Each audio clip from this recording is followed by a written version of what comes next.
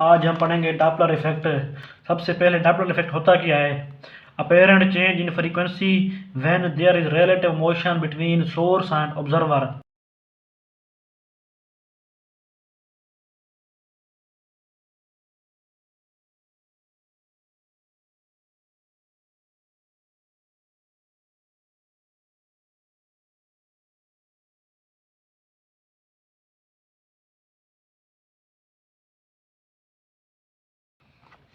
इस इफेक्ट को सबसे पहले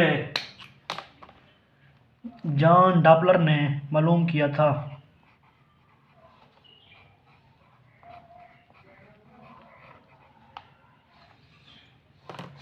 रिलेटिव मोशन, यहाँ पर सबसे इम्पॉर्टेंट बात लिखी हुई है। जब रिलेटिव मोशन नहीं होगी वहाँ पर चेंज इन फ्रीक्वेंसी नहीं होगी। ऐसे कौन कौन से केसेस हैं जहाँ पर रिलेटिव मोशन नहीं होती? अगर तो suppose both source and observer are at rest, both are at rest, तो वहाँ पर डॉपलर इफेक्ट एप्लीकेबल नहीं होगा। दूसरा केस, अगर तो सपोज सोर्स जो है वो सर्कल के सेंटर में मौजूद है और जो ऑब्जर्वर है वो रेडियस के अलोंग मूव कर रहा है, तो वहाँ पर भी डॉपलर इफेक्ट एप्लीकेबल नहीं होगा। तीसरा, अगर तो suppose both observer and source are moving parallel या in the same direction with same speed, तो वहाँ पर भी डॉपलर इफेक्ट एप्लीकेबल नहीं होगा।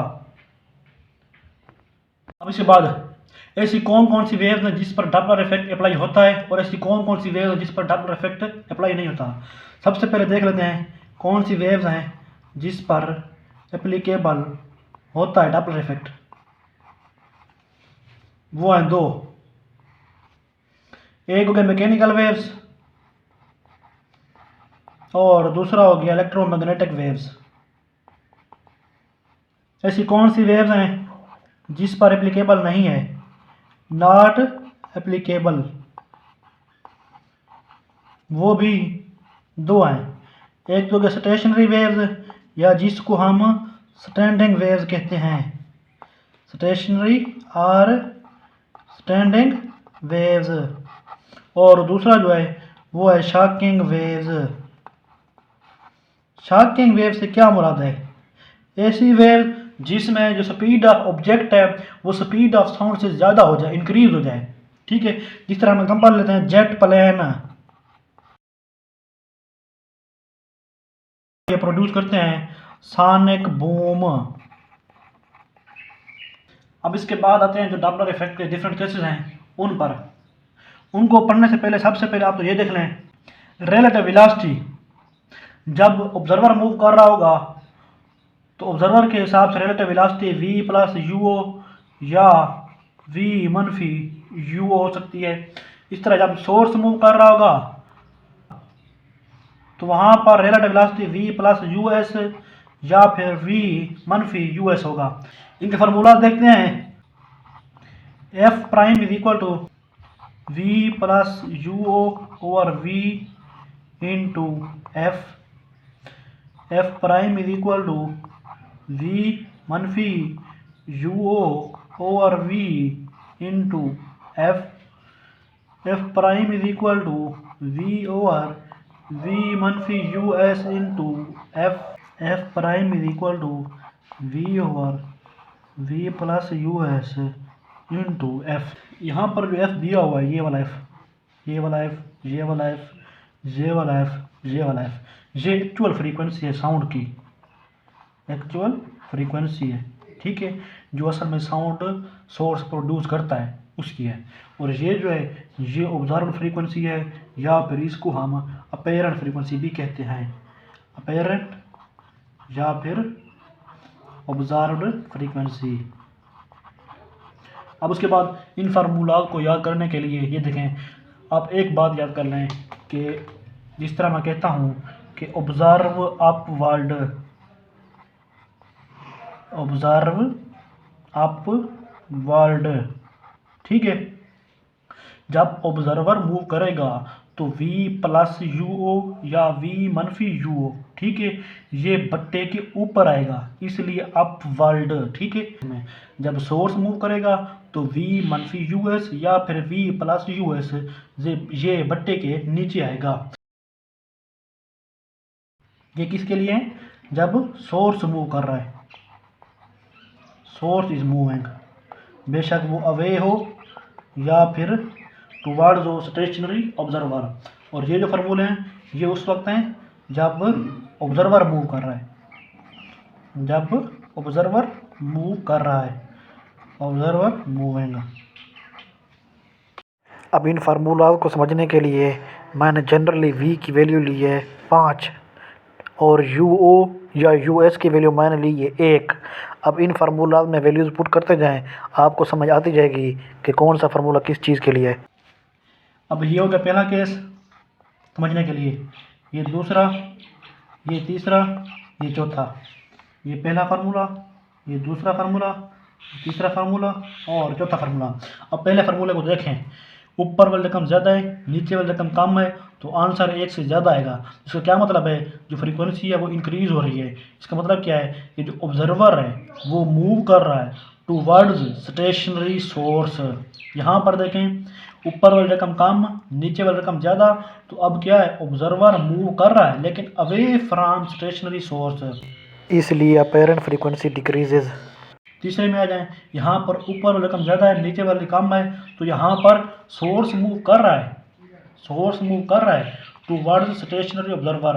यहाँ पर देखें, ऊपर वाली रकम कम, नीचे वाली रकम ज़्यादा, ये देखें, तो इसलिए यहाँ पर सोर्स मूव कर रहा है अवे फ्रॉम स्टेशनरी ऑब्जर्वर। ये 4 फार्मूलाज हो गए। उसके बाद अब एक और बात देख लें, Doppler shift, change in wavelength, वो उस वक्त हमें नज़र आएगी जब हम उस वक्त ऑब्जर्व करेंगे, डॉपलर इफेक्ट में हम डॉपलर शिफ्ट को उस वक्त ऑब्जर्व करेंगे जब सोर्स मूव करेगा, when source moves, source moves, ठीक है।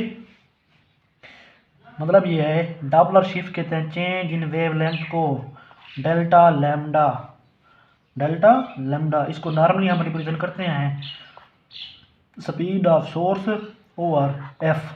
जब सोर्स मूव करता है तो उसके फार्मूला वैसे जनरली देख रहे हैं, F prime is equal to V over V मनफी U S into F, F prime is equal to V over V plus U S into F.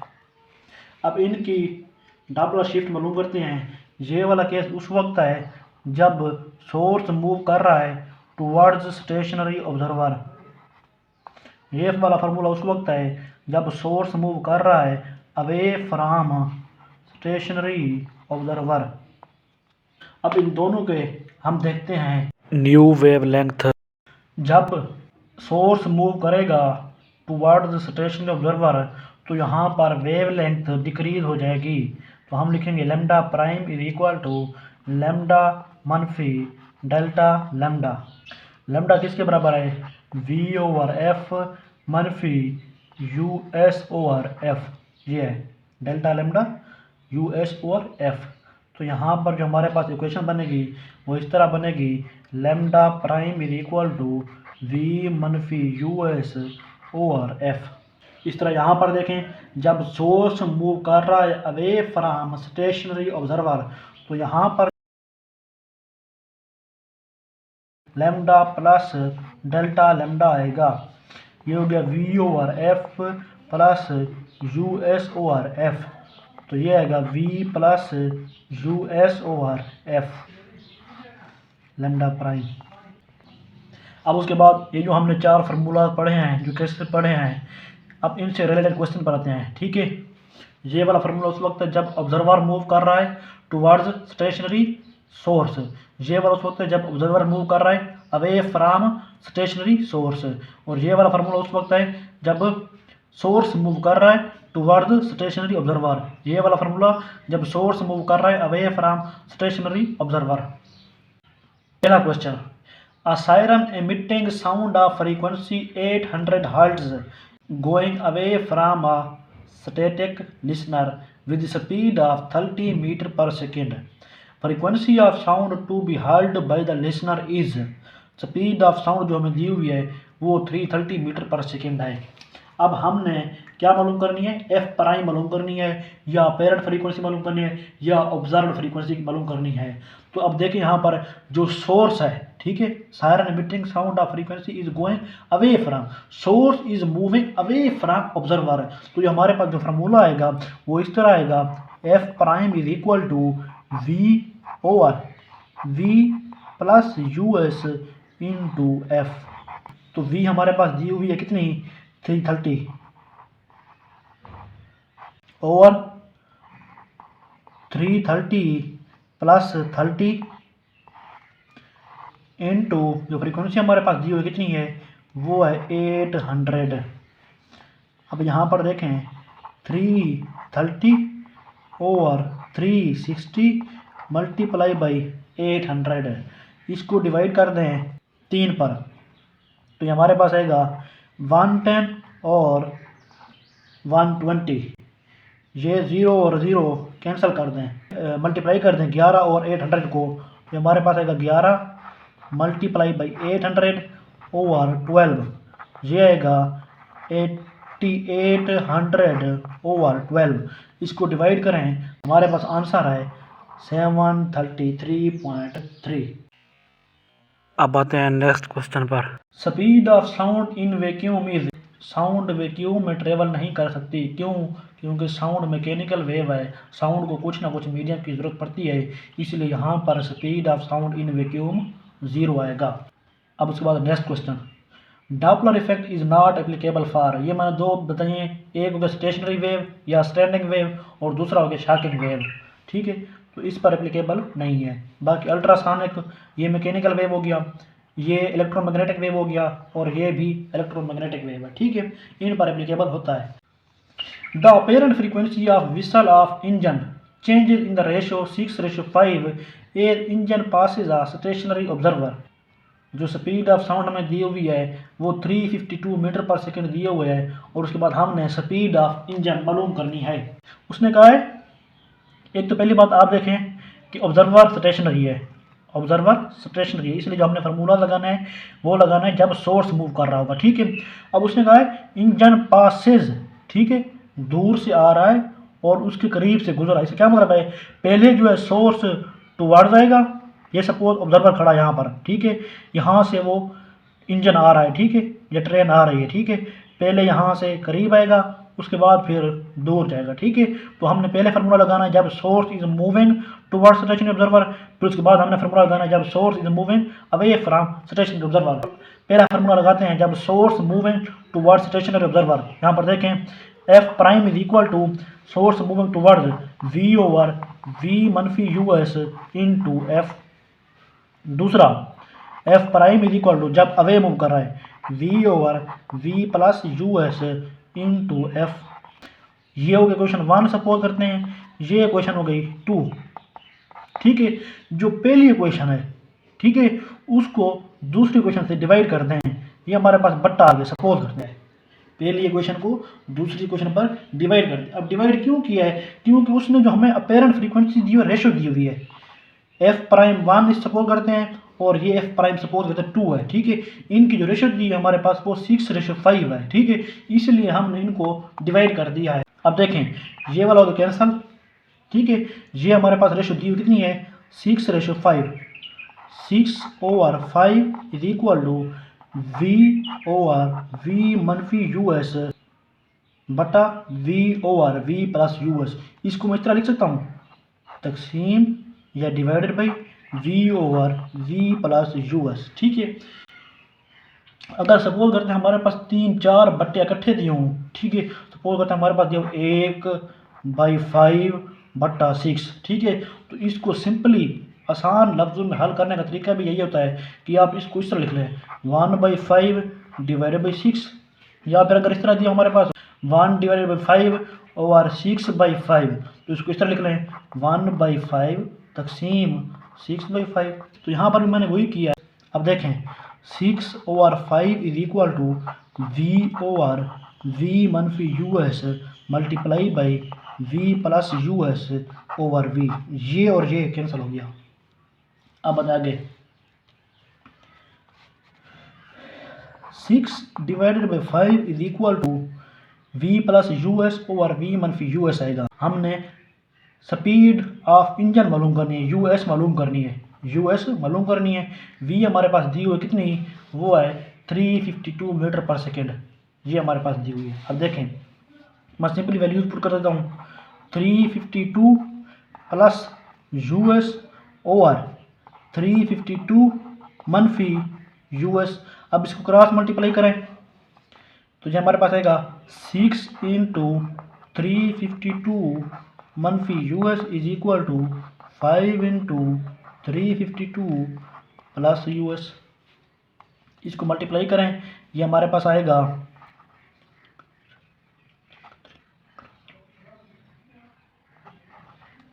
इसको जब मल्टीप्लाई करेंगे हमारे पास आएगा 2112 मनफी, ये भी मल्टीप्लाई हो रहे हैं 6 US इज इक्वल टू, इसको मल्टीप्लाई करें प्लस 5 US आएगा। इस इक्वेशन को मैं इस तरह लिख सकता हूँ 1760 plus 5 US is equal to 2112 मनफी 6 US। अब ये इधर आ जाएगी यहाँ पर, और ये वाली जो है ये यहाँ पर आ जाएगी, तो हमारे पास आएगा, ये हमारे पास आएगा 11 US इज इक्वल टू 2112 मनफी, ये वाला प्लस हो रहा है लेकिन यहाँ पर आगे मनफी होगा, मनफी 1760, तो ये हमारे पास आएगा 352। जब इसको 11 पे डिवाइड कर देंगे यहाँ भी, तो ये हमारे पास जो स्पीड आ रही है इंजन की वो हमारे पास आएगी 32 मीटर पर सेकेंड, और यहाँ पर हमारे पास जो ऑप्शन दिया हुआ है वो है बीटा, तो यहाँ पर हमारे पास बीटा आंसर आएगा। A source of sound moves towards stationary observer with speed 1/3 that of speed of sound. If frequency of sound from source is 100 Hz, the apparent frequency of sound heard by observer. यहाँ पर देखें, यहाँ पर source move कर रहा है towards stationary observer, तो हमारे पास फार्मूला जो आएगा F prime is equal to V मनफी US इंटू F, क्योंकि सोर्स मूव कर रहा है टुवर्ड्स स्टेशनरी ऑब्जर्वर। अब यहाँ पर उसने दी हुई है कि जो सोर्स की स्पीड है, ठीक है, सोर्स की स्पीड है 1/3 ऑफ स्पीड ऑफ साउंड, तो इस तरह होगा जो US है वो हमारे पास है 1/3 ऑफ स्पीड ऑफ साउंड। इसमें वैल्यूज पुट करें तो ये हमारे पास आएगा V ओवर V मनफी 1/3 V इंटू फ्रीक्वेंसी जो हमें दी हुई अगर वैल्यू पुट कर दें तो वो है 100, V मनफी 1/3 V, या इसको इस तरह कह सकते हैं V मनफी V/3, ठीक है। हमने वो लिया है जो इजाफे को, तो यहाँ पर 3 आएगा, तो ये आएगा 3V मनफी V इंटू 100। अब फिर से देखें V over 2V over 3 into 100, जिस तरह मैंने कहा है इसको वैसे लिख सकते हैं V divided by 2V/3 into 100, ठीक हो गया। अब इसको इस तरह भी लिख सकते हैं V multiply by 3 over 2V into 100, ये V और V कैंसिल हो जाएगा, इसको डिवाइड करें 50 आएगा, 50 मल्टीप्लाई बाई 3 150 आएगा, तो ये हमारे पास आंसर है बीटा। अब आते हैं नेक्स्ट क्वेश्चन पर। By comparing dash spectrum of light from star with light from laboratory source, Doppler shift of star light can be emitted. यहाँ पर ये बात हमसे पूछ रहे हैं कि जब हम स्पीड ऑफ स्टार मालूम करते हैं डॉपलर इफेक्ट की मदद से कौन सा स्पेक्ट्रम यूज करते हैं। असल में 3 स्पेक्ट्रम होते हैं, एक होता है बैंड स्पेक्ट्रम, एक होता है कॉन्टिन्यूअस स्पेक्ट्रम, एक होता है लाइन या डिस्क्रीट स्पेक्ट्रम। जो बैंड स्पेक्ट्रम है इसकी जो एग्जांपल दी हुई है वो है मॉलिक्यूलर स्पेक्ट्रम, मॉलिक्यूलर स्पेक्ट्रम। जो कॉन्टिन्यूअस स्पेक्ट्रम है उसकी जो एग्जांपल है वो है black body radiation, black body radiation और उसके साथ साथ जो हमारे पास रेनबो है वो भी कंटिन्यूअस स्पेक्ट्रम प्रोड्यूस करते हैं। लाइन या डिस्क्रीट स्पेक्ट्रम में एटॉमिक स्पेक्ट्रम आ जाते हैं, एटॉमिक स्पेक्ट्रम आ जाते हैं, जिस तरह हाइड्रोजन स्पेक्ट्रम हो गया। ठीक हो गया। 3 स्पेक्ट्रम होते हैं, बैंड, कंटिन्यूअस, लाइन या डिस्क्रीट। बैंड में आ जाता है मॉलिक्यूलर, उसके बाद कंटिन्यूअस में ब्लैक बॉडी रेडिएशन या फिर रेनबो स्पेक्ट्रम, उसके बाद लाइन स्पेक्ट्रम में या डिस्क्रीट स्पेक्ट्रम में आ जाता है एटॉमिक स्पेक्ट्रा, जिस तरह हाइड्रोजन स्पेक्ट्रम हो गया। यहाँ पर जो हम स्पेक्ट्रम यूज़ करते हैं वो लाइन स्पेक्ट्रम यूज़ करते हैं। लाइन स्पेक्ट्रम की जो एग्जांपल दी हुई है वो ये है हाइड्रोजन स्पेक्ट्रम। जो रेनबो स्पेक्ट्रम है वो कंटिन्यूअस स्पेक्ट्रम है और जो ब्लैक बॉडी है वो भी कंटिन्यूअस स्पेक्ट्रम है। उसके बाद जो बैंड स्पेक्ट्रम है वो मॉलिक्यूलर स्पेक्ट्रम में आ जाता है। अब इसकी बात बताएं डॉपलर इफेक्ट के कुछ यूजेस पर। सबसे पहला जो इसका यूज़ है वो आप देख रहे हैं sonar, sound navigation and ranging system, जिसमें हम साउंड वेव यूज़ करते हैं या फिर जिसमें बेसिकली हम अल्ट्रासोनिक वेव यूज़ करते हैं। अल्ट्रासोनिक वेव यूज़ करते हैं। अब ये जो अल्ट्रासोनिक वेव है इसके डिफरेंट यूजेस हैं। एक तो पहला यूज़ ये है जो आर्टरीज हैं, speed of blood in arteries के लिए हम अल्ट्रासोनिक वेव यूज़ करते हैं। 5 million hertz to 10 million hertz की फ्रीक्वेंसी रेंज हम यूज़ करते हैं। उसके बाद इसी सोनार का जिसमें हम अल्ट्रासोनिक वेव यूज़ करते हैं, उसकी जो दूसरी एप्लीकेशन है वो हम यूज़ करते हैं अंडर वाटर कम्युनिकेशन के लिए। अंडर वाटर कम्युनिकेशन, जो अंडर वाटर रिलेटेड प्रॉब्लम है ना उनके लिए हम अल्ट्रासोनिक वेव यूज़ करते हैं। जिस तरह सबमरीन हो गए उनकी लोकेशन मालूम करने के लिए, उनकी स्पीड मालूम करने के लिए, उसके बाद डेप्थ ऑफ वाटर को भी हम मालूम कर सकते हैं इसी अल्ट्रासोनिक वेव को यूज़ करके। जो रडार सिस्टम है जिसमें हम बेसिकली रेडियो वेव्स को यूज़ करते हैं, रेडियो वेव्स को यूज़ करते हैं, ये हम इस्तेमाल करते हैं स्पेसिफिकली एरोप्लेन की स्पीड मालूम करने के लिए और उसके साथ साथ ये मालूम करने के लिए कि एरोप्लेन जो है वो अवे जा रहा है या टूवर्ड्स आ रहा है। अगर तो एरोप्लेन टूवर्ड्स मूव कर रहा है